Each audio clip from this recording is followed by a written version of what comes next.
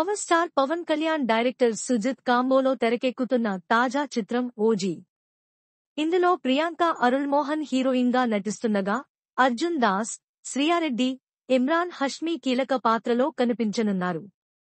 ఈ చిత్రాన్ని D V V entertainment banner పై డివివి దానయ్య నిర్మిస్తున్నారు.